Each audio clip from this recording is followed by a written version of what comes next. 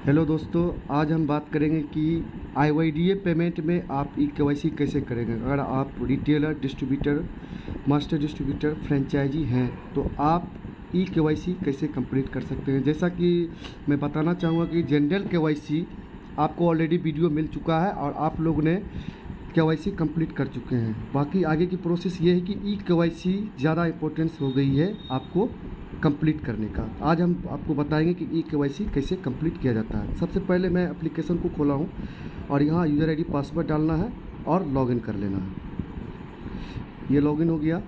यहाँ आप देख रहे होंगे कि APS पे क्लिक करना है। ये हो गया। यहाँ पे मांगा जा रहा है KYC mandatory for all detailer to bank in. तो आगे का प्रोसेस मैं करूँगा। जैसा कि दोस्तों आप देख रहे हैं कि यहाँ पे KYC का ऑप्शन आ गया है। KYC is mandatory